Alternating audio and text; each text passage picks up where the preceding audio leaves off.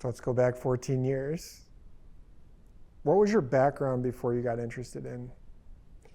My background was, I had a biology degree and then I went into chiropractics. I come from a sports background, so I kind of thought the more biomechanics and things like that were more my interest.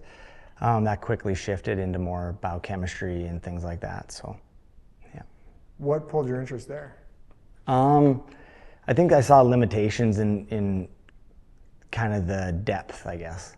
The body work and the biomechanics. Some people go really deep into it. I'm more try to stay instinctual with that and do that and see kind of how the body's responding, versus the metabolic side was very challenging. You know, stimulate that a little bit, that brain, to try to think through problems. And that's so it was a little bit more stimulating on that end. And did you connect to this work with CO2 right away, or was that? No, I think a lot of people kind of go down through the nutrition side and then link that in with biochemistry and some of that, where hormones are being released and some of that. So I went through those types of things, the functional medicine, functional neurology type, more common educational backgrounds once you get into these specialties. But no, it was more, the CO2 stuff came from more studying things like age-related brain disease, concussion, all the way down to sleep apnea and panic attack. So kind of my epiphany with CO2 was, as I'm studying this, there was a common thread of hyperventilation. So if you were having a panic attack in front of me, if I gave you pure oxygen, I'd be pushing you in the exact same direction you're already going, which could lead you to seizure and other problems like that. So the common acute care medicine of that would be give you a paper bag, have you rebreathe in your breath. And that elevated CO2 that you're breathing out, breathing back in, causes a calming effect.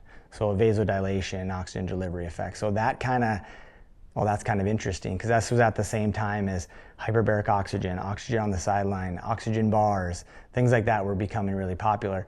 So I was actually more looking into how can I use oxygen as in therapy, and it turned into the safer, more efficacious, more physiologically sound seemed to be by changing the partial pressure of CO2, we cause the oxygen effect.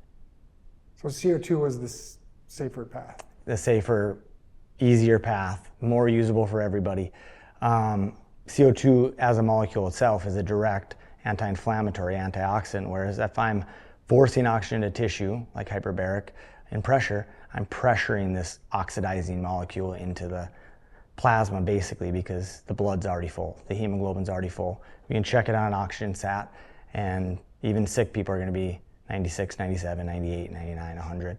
So we know that they're full of oxygen, and it's a tightly regulated system because of terms like oxidative stress, this oxygen doing things other than metabolism, it can cause a lot of problems. So CO2 is it's a lot safer. In surgery, we'll use this in the open abdominal cavity, heart valve surgeries. We'll use CO2 because it's a safer gas instead of oxidizing the tissue around those tissues that the surgeon's working on. So a lot of these kind of things came later, because I think we all think of CO2 as we use oxygen, we breathe out CO2. Our cells are actually doing the same thing. It's called cellular respiration. So we use oxygen to make energy, our cells respire out CO2. But oxygen itself is a tightly regulated system. And were you trying to push this into conversation back then?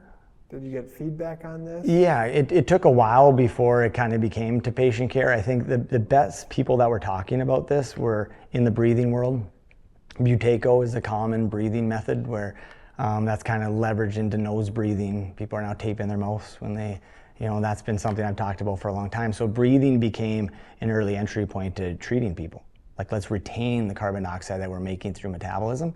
But it's a niche world, so you quickly get into research from Yandell Henderson, Dr. Peat, people like that are talking about these things in unique, more medicinal ways, or even metabolic ways, like actual biochemistry of CO2 rather than just the normal physiology is to retain it so we can deliver oxygen better. That's the gist of it. CO2 is a vasodilator, oxygen is a vasoconstrictor. So we want to get the blood there, and then we want to deliver oxygen to the tissue or cell. Who were you doing this work on in the early days? In the early days, it was kind of everybody that would walk by and listen, whether it was somebody in their 60s that has sleep apnea and things like that, diabetics. So it was kind of anybody that would talk to me at that time. I kind of got into the athlete world.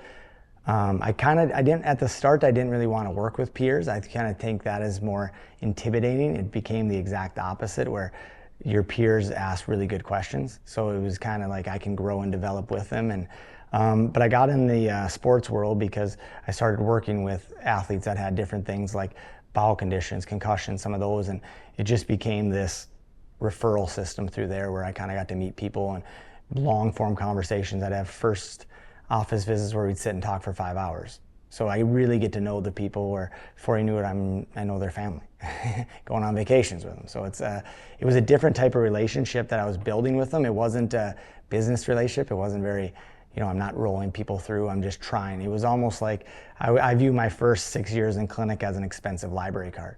I was getting to work on people. I was getting to spend a lot of time studying because I wasn't seeing that many patients. So it was a good blend that, hopefully it pays off. And then help me create the connection to your pursuit with the CO2 work, where the tanks started getting involved and the full body suits, or the bags. Yeah. So dry CO2 therapy was just we're pulling that right out of the research. So it's a well-known, these physiological. I don't have to say I don't have to speculate. Does this cure hypoxia in, let's say, a diabetic foot or some peripheral artery disease, those kind of things? Where the actual medicinal aspect starts is you kind of can go back to, up at altitude in the French Alps and things like that, where there's hot springs, things like that. The Greek soldiers, there's stories of them going in hot springs after a battle, and they'd notice, probably less soreness, more recovery, that kind of thing. Japan was probably one of the earlier big people to study that, okay, what is that? What is that bubbling that's coming up and what's the effect of it? So in more of a research sense, some European, but Japan was a big player in the actually studying, okay, this effect that they're noticing subjectively is actually a really cool physiological effect caused by the carbonation. Water does add a little pressure, so it's getting in there. So they're having a vasodilatory effect. They're pumping out hydrogens to remove soreness. So it became that. And then, so it was a cool study early on. And then once I started seeing that it was just in the research, it'd be animal studies to human studies where they'd be, implanting a tumor or causing an injury, and then they just cover the base of the animal up there and fill it up with carbon dioxide. It's a pretty easy tell them. We were using, if it was an ankle injury or Achilles, we could just cover it with a plastic bag and cover it and try to, fill it up and try to find a way to hold the CO2, because that's all we were doing. In the research, we kind of evolved to using some different hydrogels that were proprietary. After talking to the people from Japan, that helps increase. So in a clinic setting, can't just sit there forever and be in a bag of CO2. So that now we can be a little more efficacious towards a shoulder injury and get it covered. And with the paste you're talking about? With the dry CO2 even. Or with the dry CO2? Yeah, the paste came along quite a bit later. Well, before we get into the different product lines, just walk me through what's literally happening. So when you apply the dry CO2, so you're covering an area, shoulder, arm, leg, whatever, and then you're putting CO2 in the area. What's happening? How? Yeah, so when we think of using, just going back to hyperbaric real quick, that's a lot of pressure they're adding. So CO2, just like in our water, is very dissolvable in water and fat. So it does have much more affinity to kind of go against the common knowledge of actually diffusing into the tissue. We use a hydrogel to enhance that. But either way, we get it through the skin. We just increase the partial pressure of carbon dioxide. And what that does is it actually creates this vasodilatory effect. But the big differentiator between this therapy and, let's say, like heat that would drive blood flow is the strong initiation of the Bohr effect, which is a known physiological effect from Christian Bohr is his name, probably 1904, 1905, where he showed that when we raise the partial pressure of carbon dioxide, we change the affinity of oxygen and hemoglobin. So let's say I'm hyperventilating, I hold on to that really, really strong, the oxygen. I don't deliver it. I vasoconstrict and I don't deliver oxygen to my peripheral tissues. So in exercise, these states of hyperventilation, a wound, peripheral artery disease, aging in general, a lot of states have this hypoxic nature to it. Cancer is defined by it in the Warburg effect. So what all we're doing is we're changing the partial pressure of CO2, which has an anti-inflammatory cascade right away, but it immediately causes vasodilation and then it delivers the oxygen. So how I kind of view these gases that are being used medicinally, hydrogen, oxygen, and CO2 are probably the most common. Hydrogen would be the fuel. Lots of times we take it from carbs and fat and we turn it into that and make it into electrons. So hydrogen's the fuel. Oxygen's that spark that's used to just absorb electrons out of your mitochondria. But CO2 is the regulator of it all. Like it is what is going to dictate where the oxygen goes, if the oxygen is going to go in a different direction and bind with unsaturated fats and cause lipid peroxidation and all these different things that people are aware of in these disease states. This is kind of a regulator. What were some of the results that you would, walk me through the results that you would see, and this could either be the athletes or non-athletes. Yeah. When did you really see this working? Yeah, I think early on the breathing was noticeable from the jump, and I would actually kind of increase carbon dioxide breathing more than just breathing exercises, let's say. But you notice, I mean, if you're breathing a higher concentration of CO2 controlled in a clinic setting, you'll definitely feel the perfusion. Your head will get warm, your hands and feet will get warm, and so you know that perfusion, your blood pressure will go down, you'll get calm. So one of the first things with the dry CO2 and putting people in it is the calming effect. They immediately feel relaxed and calm. So that's what we're trying to keep evolving this product to be. Like, we want it to be comfortable. We want people to be in it. We want people to be at home and feel comfortable in it. So we're kind of evolving that, but that was probably the most subjective feeling. Once we started getting into things like really acute injury, post-surgery, then we started to notice a lot more of the pain effect. Like, it has an acute anti-inflammatory effect and all those kind of things. So to reduce the pain. Reduce the pain. So we were reducing the pain. And then the biggest thing other than peripheral artery disease is wound healing. This is a wound healing therapy. And as I kind of went down research in different ways, wound healing became the foundation of how I view most things.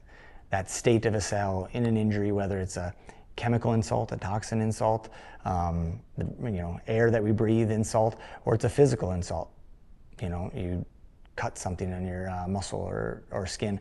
That wound healing effect is foundational and metabolic. So I started to take the CO2 into an actual metabolic. So when I say that, what I mean by metabolic is we always think of ATP or energy. That's what we make. We make ATP, we make water, we make heat. And then as we're doing that process, we're kicking off CO2. I think all four of those things should be very well studied. So the water that's made is this structured water. So we're making energy really well. We're structuring the inside of the water in our inside really well. When we're creating heat, I mean, that's regulating so many enzymatic processes that's going on. ATP is known as this energy currency.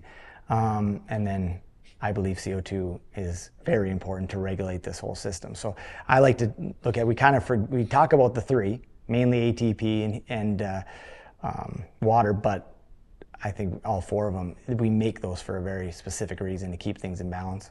Why do you think that we've talked about those three for so much more time? Like, why is CO2 been left out? Yeah, I mean, I think that the big one, ATP, for example, is we are an energy system. And death is loss of energy. So how I view stress is our ability to adapt to an environment. So if I, have a bad diet, bad sleep, bad all these things, they all become, I'm starting to age, I now don't have the ATP or the energy to handle the insult, which I could easily handle when I was a toddler, when I was 20, or when insult is like an insults, like it could even be exercise. The amount of exercise I can handle, where it goes from a stimulus that's very healthy and stimulating this, making more carbon dioxide, to that stress. Like probably cause more harm than good.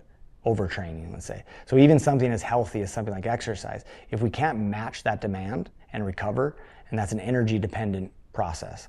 So when we view energy, everything that we would view is that's an energy consumption or that's production.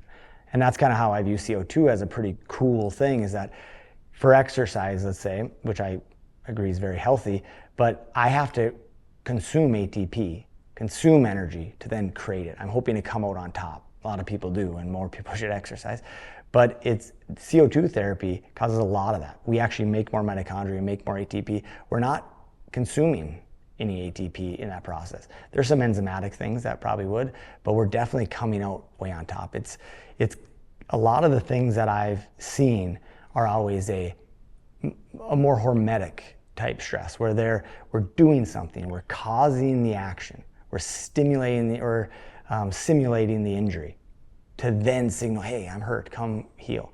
Where this just directly gets to business, it just, we talked about it as homeostasis. It gets us back to that state of properly making energy, being in this restful, ready living state.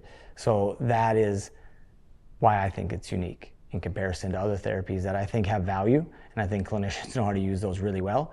But I think that we're being redundant a lot of times with therapies. Unpack that a little bit for me as far as the redundancy in the therapy. Yeah. So just quickly, what you were describing, for me to get this recovery, or this healing, I've got to push that area of my body to an extreme state. You talked about like the heat or dry needling, or I've got to go through some kind of trauma. And the way you're describing it is you don't have to actually. Yeah. It's actually pretty comfortable to avoid it. Yeah. Is that the redundancy, or? The redundancy would be, I'm going to go do a really hard workout. I consumed a lot of ATP, I need to recover, right? Now I'm going to go into an ice bath. And that ice bath is definitely a stress-based therapy. So we're going there. Then I'm going to go to the next guy. He's going to do body work on me. Well, he's going to press on a lot of things and move me around and break up fascia and cause all these things. And then he's going to needle it or cup it or do all these things that are, I would say, yeah, they are driving that. We're continuing to consume ATP and fatigue that person going through. I think all those things have their place when used correctly, but I think a lot of times in a protocol, we're doing a lot that's going in the same direction.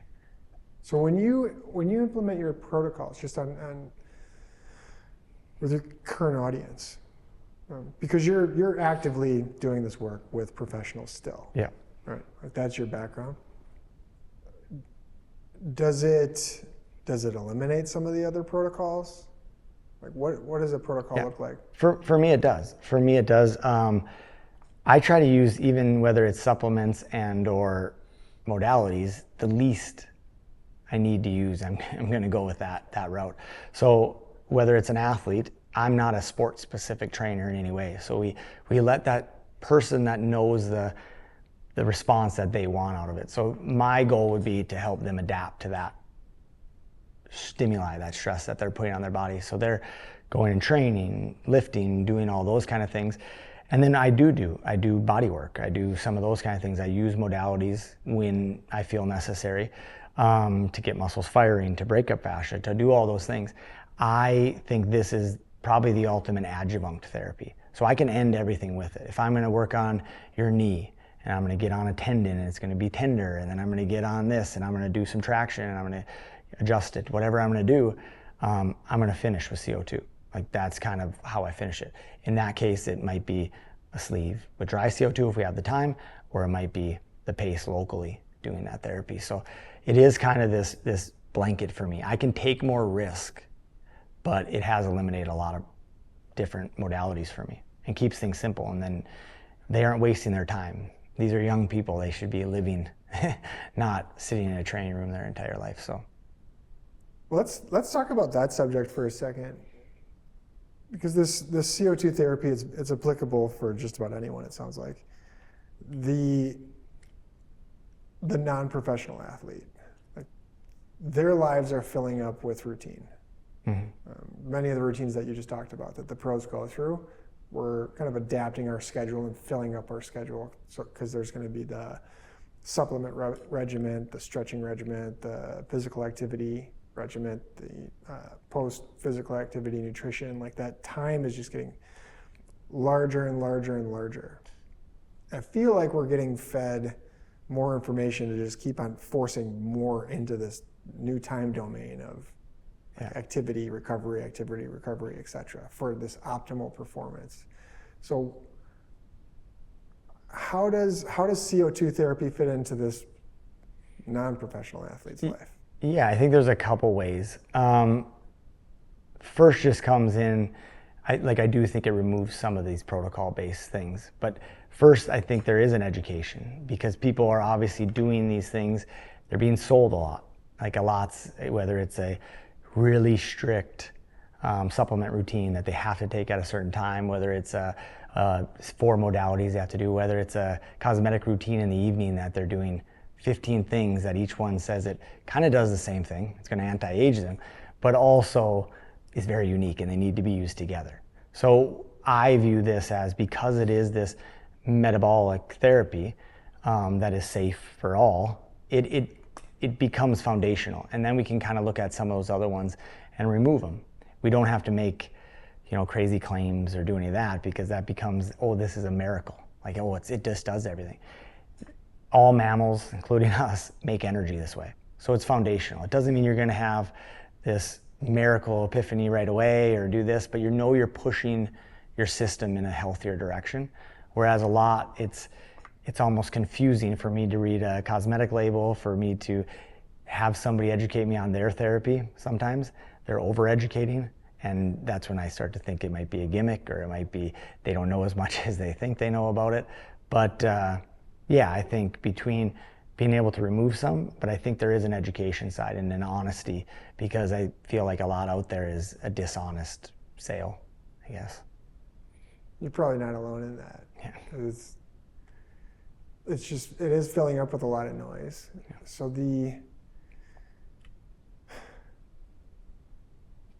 how are you explaining that this is not just the next miracle?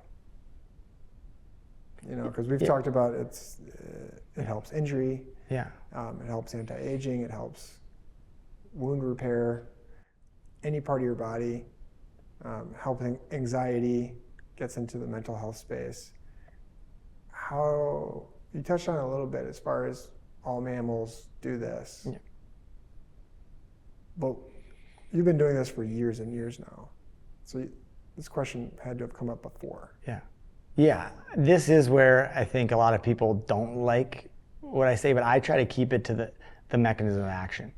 It's a ubiquitous mechanism of action that we start to then, you have a patient ask you a question, could it be used for this? I kind of let them drive the use cases early on, because I don't want it to come off like every answer is CO2. But it can be a part of all these answers.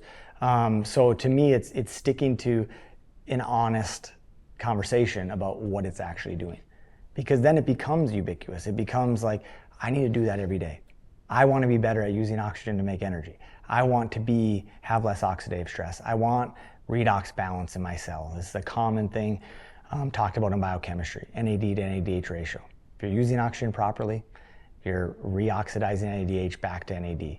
These are things that when I have a patient, I have enough time to, hey, we've heard this.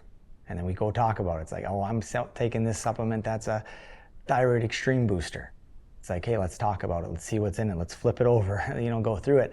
I have that benefit. Now when we're trying to scale and do those things, I do think education becomes something. I think transparent results become something. So hopefully we can get to a place where people can see the results. They can get a clear protocol. They can track their results and things like that. So I'm hoping that the transparency, the honesty, the answering the questions will kind of be evident. But maybe other companies say that too, I guess. Well, you just talked about scale. Just talk about your existing product line for a second. How it's evolved. Like when did you feel like you wanted to start a company? And like, this is a thing that you want to get into people's homes. Yeah, I think that is the origin story. Is basically me and a handful of athletes that I was closest to were basically like, it was them. They were basically, we could probably sell this. Like, this is something nobody's using. People are asking me what I'm doing, X, Y, and Z. Why don't we do this? So it was kind of right away. They saw the results. They saw the results. They saw the opportunity. We built a close relationship. They believed in it. So it was mostly driven by that. I come from a small town where don't have a lot of connections. So it's, to get us going, the connections help, the conversations help. So, that seemed to be an opportunity. And then with some of my relationships in the research world, it kind of started from, hey, let's put people in a bag of CO2 to, okay, let's maybe be more clinician oriented and if they're treating an ankle, they have an ankle sleeve, an arm sleeve. And even those products are continuing to evolve to try to make it comfortable and not gimmicky and not, comical when they get in it, to go from that. And then I had a pretty good relationship with my now partner in Japan who invented that paste. He's probably one of the leading researchers in carbon dioxide therapy for 20 plus years. His cool, unique thing, not only is he very smart in this space, but he had a really good affiliation with Kobe University. So if you look through a lot of the research, that is where it's coming out of on this therapy. So he's been able to show that this product that we're using, that we have the rights to because of the relationship that he and I have built, and we're doing studies directly on it. So if you see a study on, this cancer study or this fracture study, it's done on our product in a university. And a lot of places don't have that. So if it's a supplement that has zinc on it, they'll show a paper that was positive to zinc, and they'll say, hey, we have zinc in ours too. But they're not actually studying their product. So that world becomes a little slippery. So it's cool to have an honest scientist that invented it and has had some evolution in this space. So he knows, he's been able to test it. He knows what works and what doesn't. Sounds like that honest science is a pretty big value within you. Yeah, I think so. Yeah, I think this whole thing is stemmed from authenticity. Like, we believe in it so much. Like, if there's somebody that uses this product, we want them to ask questions. We want them to, the more we dive into, when we talk to clinicians or doctors or, the highest trainers in America, we hope they ask questions. We hope they challenge us on, well, we're doing this therapy. Why would we do this? Why did you choose to do this instead of that? So that's what we're looking for. So I think, especially early on, this transparency only leads us in the right direction.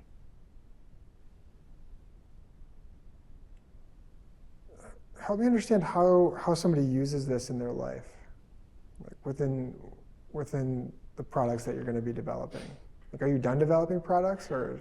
No, we kind of want to go through all of what we've used and studied. And I think the only one we're missing is breathing. So we want to get into what's the best way that we can do whether it's rescue breathing or additional breathing in a state post-exercise or those kind of things, altitude, things like that, where we can add some carbon dioxide to deliver oxygen when we're in those states. So the breathing side is our next adventure. Obviously, the dry CO2 is right out of the research, and we added the hydrogel with it. That's a pretty self-explanatory thing. If we can make it as clean as possible, make it as easy to get into. So we have arm sleeves, leg sleeves, self-explanatory. Suit that goes up to the neck. Obviously, we're not going to cover somebody's head, so that was always the why we were looking for a topical paste, and luckily I knew somebody that was going down that path. So we were able to go to somebody that was smart, that was testing and inventing these kind of things.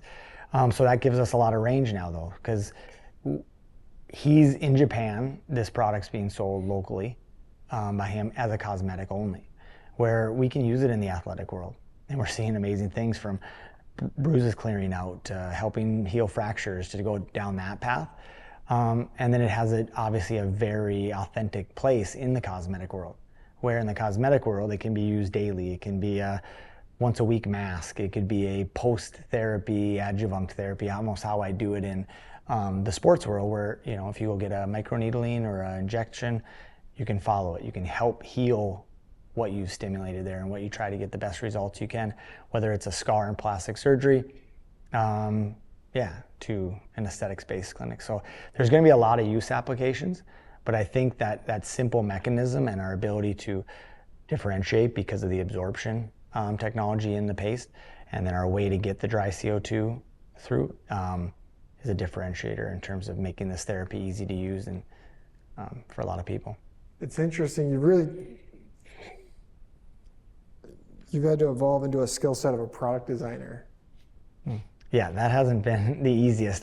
When you think of putting a leg in a bag and making it seal and filling it up, it hasn't been that easy. And we kind of gone down different manufacturers, different people that say they can help us quickly. That hasn't turned out, but we found some people in the dry suit world that could kind of make us something with some high quality fabrics, medicinal grade, medical grade, that get us to a place where we can start applying this therapy, start getting into sports locker rooms, start having high-end athletes using this. But that's an evolving thing. They give us feedback. We're making this in America.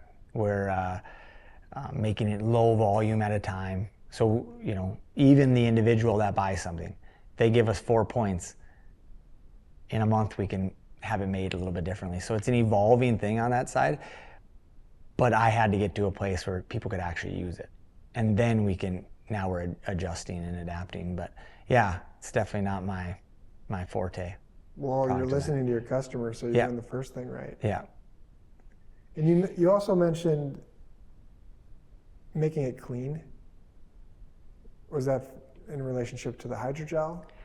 Actually, well, both a little bit. The hydrogel itself is a clean product, and we made sure of that. The hydrogel and the research out of Japan had some parabens, some different things that we don't want in our marketplace. So we had them work with us to find better preservatives that are going to preserve it, because that's a water-based one. So that hydrogel is going to be working with the dry CO2. But it's also, if we're going to have it in a clinic setting or both, we have to be able to wipe it down. So we needed kind of an airtight sealed fabric that we could also flip inside out and wipe out and then have somebody else in it. So a few of these steps, and it just depends on the marketplace that we're going to and what we're doing there. On the paste side, it was super important. But that product, the genius of it is the way it absorbs. So it's a dehydrated product, so it has no preservatives. So it's shelf stable for years. We'll put 3 years on it, but it is shelf stable. So it's one of those where we only need 6 ingredients. And these are 6 very, very safe, simple ingredients that are food grade ingredients that can go through, because the medicine isn't in the one ingredient that we put in it. The medicine is what happens when it enters the body. And what happens when it enters the skin, it uses the moisture within and under the skin to generate the carbon dioxide. So that's the ingenious thing. Versus a lot of older versions of his, he described them as, it's like placing carbonated water against the skin and just holding it there. You're going to get some absorption, there's some therapeutic effect, but to be able to make it in and under the skin, the effect is significantly better. And then he can start studying it on muscle, on fracture, on true skin healing and things like that, versus a more very topical effect. So that turned out both ways. It turned out to increase the efficacy a ton, but also, because we don't need any water in it, a lot of ingredients that people don't want in their products go out the window. So now we can use it on children and everybody, pregnant ladies, everybody that wants to use it can see if they get an effect from it. I was just going to ask, because you just said 2 subjects that require an extreme amount of safety and consideration. So I can use this for myself for recovery or injury, but I can also have my kids use the same exact product. Mm-hmm. Yep. Because what about the bags and stuff? For sure. And again, kids are going to be better at making carbon dioxide and keeping redox balance and not beating themselves up, but they get injured, they get sick, they, we probably see more skin issues in kids than we did 25 years ago. So those types of things where it can be a cosmetic aesthetics type thing, but it can also be a medicinal cosmetic. Eczema, rosacea, things like that we are seeing in young kids. And to feel safe and confident with a product that has 6 food grade ingredients that's making this known effect that the kid's already making, we're just trying to influence that extra ATP, extra health, extra oxygen usage. What have you seen in those conditions eczema. Yeah. It's the chronic skin condition. I mean, we've had anecdotes come back, and actually, a lot of skin issues are being studied in Japan and things like that, from acne to eczema. But even just anecdotally, in the last few months, we've had multiple cases where chronic spots of eczema have cleared up in days, like 2 to 3 uses. So those people are really happy. And now we'll kind of go and see, do we need chronic use of it? Because a lot of these are coming from internal doubt. So we'll kind of see how often do they come back. There's always this, let's stick with the patient and learn and learn and learn as we go about this, because even if it just gets rid of it every time it pops up, that's great. But we want to actually heal the tissue. And just because we might think it's autoimmune, maybe this can keep it away for longer. So we've had great results with more, that's more what we've seen, is the medicinal side, from acne to eczema. But obviously their aesthetics is a very big world, and they're doing a lot of injury-based treatments, whether it's traumatizing the skin to then have peel off the top layer to then have a new skin come. Healing is so important in those spaces. So I think it's a good adjunct for those too. And you mentioned someone pregnant or post-pregnant, why would they want to use this? I mean, it's pretty obvious that a lot changes in somebody when they go through pregnancy. So I think even something like the paste, the suit too, these are both totally safe during those times. But just on the skin alone, the stretching and the changing on the skin and the tissue, we can keep that elasticity and the health of that skin as it goes through that, whether it goes back and then or goes out and then comes back. So that recovery from it, thinking of it as they went through a lot, the anxiety, the being a new parent, all those things. So there's just a couple different things of why I use it during pregnancy in certain ways, and certain targeted ways that really make sense to them as their body's changing and stretching, and then recovering. I don't view it much different than you just got a post-athletic surgery. Let's heal you up. You're trying to recover while also taking on a very large new task. So it's pretty important to, hopefully we can get some help with some sleep if they have the time to do it. Hopefully we can help with tissue healing. All those things are going to give a lot of confidence, and it's just important to do. And what do the protocols actually look like? Like how, for the person that actually buys these products and has them in their home, how often do you recommend using it if you're not injured, or how often do you use it if you are injured? Yeah. Does that change? It does. I mean, I think when you're injured, we are a lot more aggressive with the treatment. The paste can be used many times a day. So if we're treating something from a fracture, we're using it 5 to 10 times a day. Soft tissue injury, maybe 2 to 3 times a day. The cool thing about this product is the safety side of it. So we can use it as much as we want.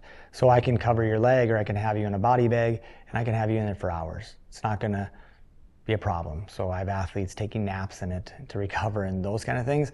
So it can be used daily. It can be used multiple times. So there's not a problem there. But the cool thing about a CO2 therapy is that the ability that it offers to use oxygen better, that is when we make CO2. So it's one of those treatments, unlike, let's say, hormones, where if I take a hormone, I downregulate my ability to produce that a little bit. Very needed it for some people, hormone replacement. But this is a little bit different. It perpetuates its own production. So we're treating hypoxia, we're treating injury states. So what it does is it allows oxygen use, and that oxygen use allows CO2 production. So it kind of stimulates itself. So you get a lot of therapy from using it. If I'm feeling great, maybe I'll use it 2 times a week, 3 times a week, but it can be used every night as part of your sleep routine. Again, we want to make this as comfortable to fit into people's schedule as possible. So truly understanding how and why they're using it, and hopefully we can offer that education very easily by giving them a protocol specifically for their case, an easy to use way, and then also give them some information to be like, I'm still going to use it how I want to use it. And I think that's important because people are busy. So if they know that it's still worth it to do it twice a week or once a week, do it once a week. But if you have the time and the place, I know that I'm getting continual benefits, or compounding effects. You just mentioned those protocols. I think there's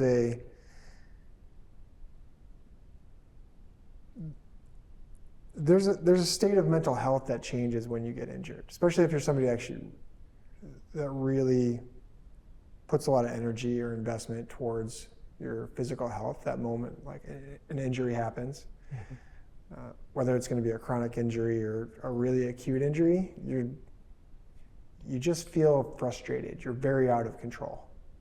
Like your routine has to change. Maybe you can't take something anymore. You can't do something anymore. So that protocol and education, I think it's really needed in this. So how does that work? Walk me through that. Walk you through how we're gonna offer that to people? Yeah. Yeah.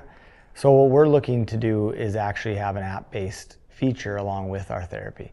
So somebody can enter their condition, their state. It might just be simple as sleep to I have a fracture.